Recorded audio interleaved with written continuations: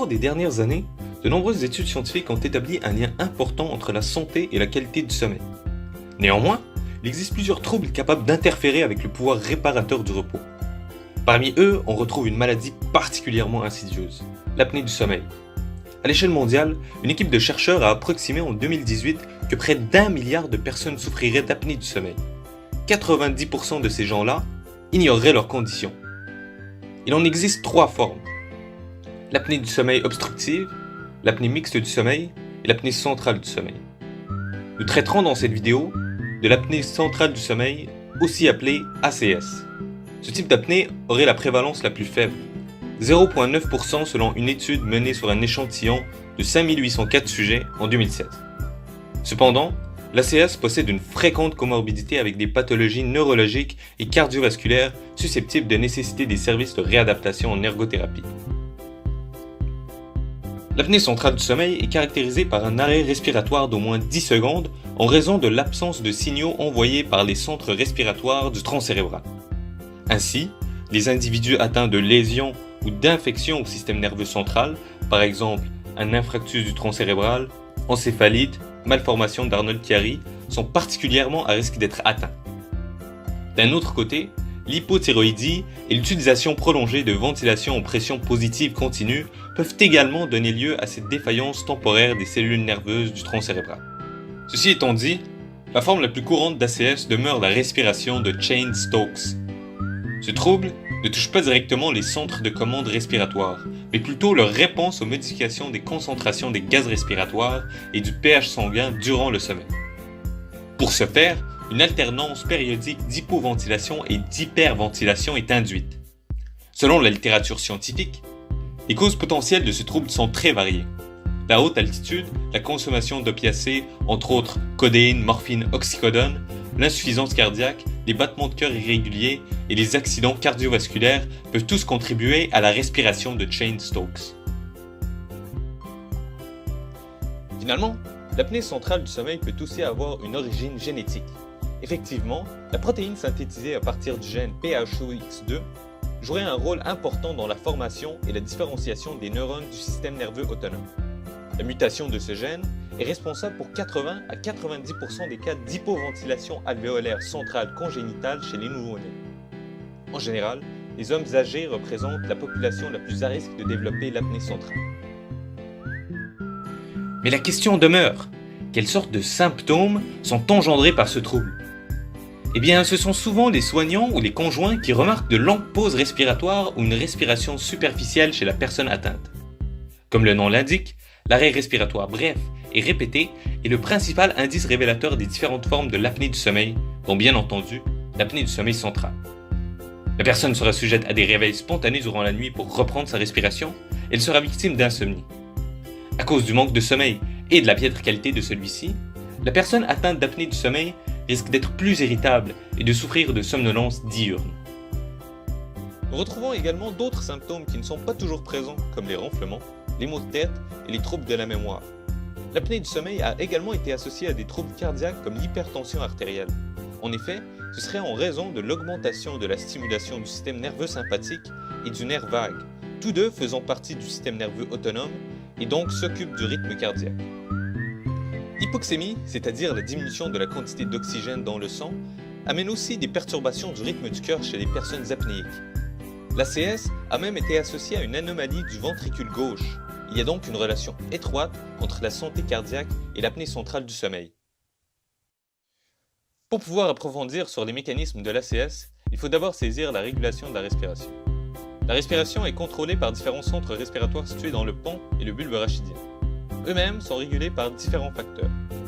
Tout d'abord, même si les mécanismes sont encore mal connus, l'état d'éveil constitue en lui-même un stimulus de maintien de la respiration.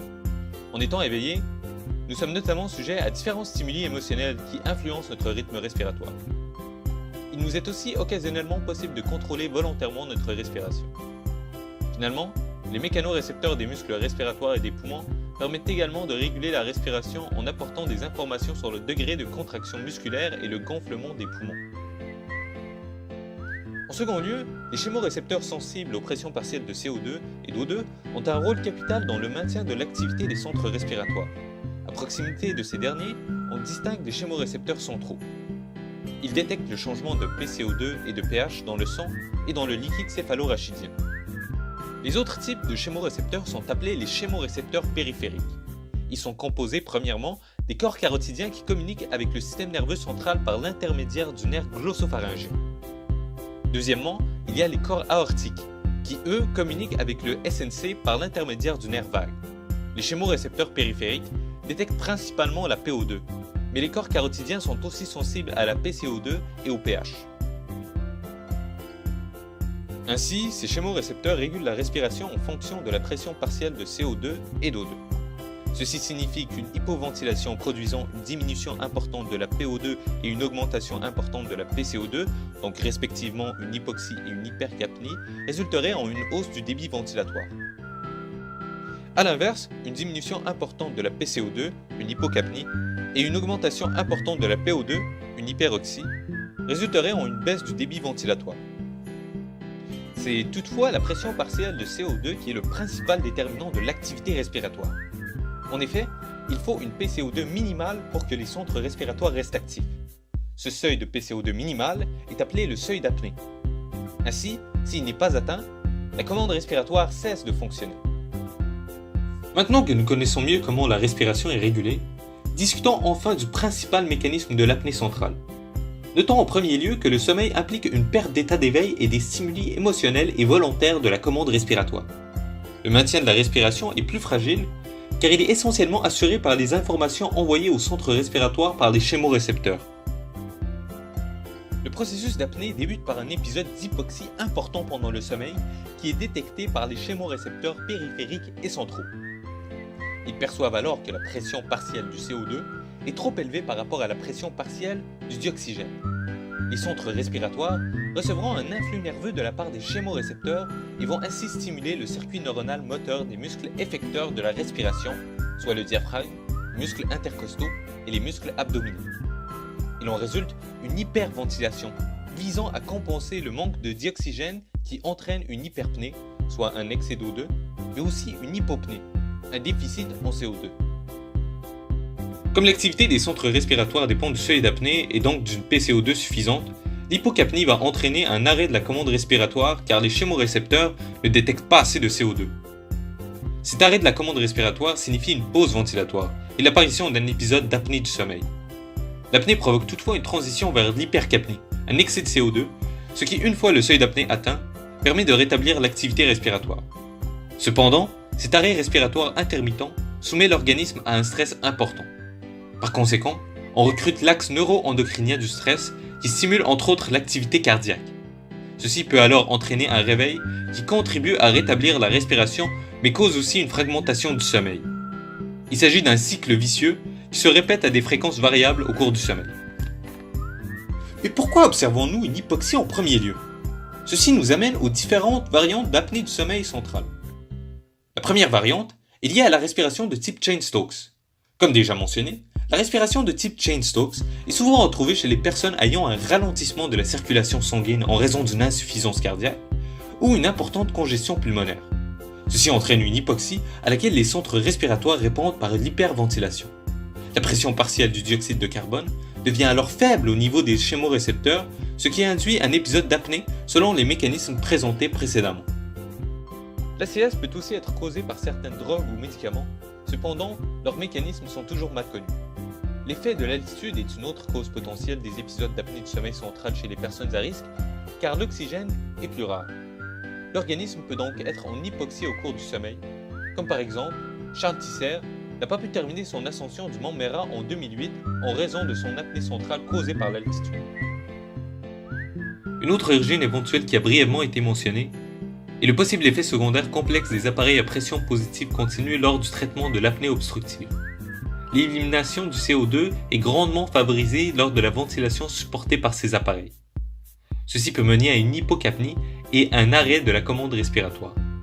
Le risque estimé est de 5 à 15% chez les utilisateurs. Finalement, l'apnée du sommeil central peut aussi être idiopathique, c'est-à-dire sans origine connue. On peut supposer les causes, comme un mauvais couplage entre les chémorécepteurs et les centres respiratoires, ou encore un seuil d'apnée anormal, mais certains aspects de l'ACS demeurent un mystère.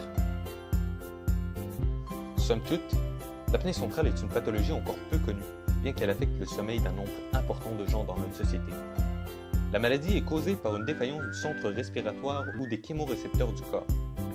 Les symptômes chez la personne sont une recette parfaite pour ruiner sa qualité de vie. Pour que l'apnée centrale du sommeil soit diagnostiquée, le sommeil de la personne doit être analysé de façon précise par des professionnels spécialisés dans le domaine. En ce qui concerne les traitements, plusieurs existent déjà, tels que l'optimisation de l'hémodynamique ou les appareils à pression positive tels que le CPAP, le ASV et le B-Level PAP. L'utilisation de suppléments d'oxygène ou de dioxyde de carbone, ainsi que certaines approches pharmaceutiques, sont aussi bénéfiques.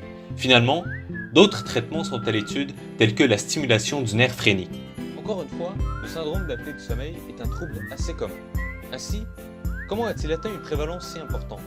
Quelle en est l'origine et la fréquence dans le reste du monde animal? Une chose est sûre, parmi les réponses à ces questions, il n'y aura aucune histoire à dormir debout.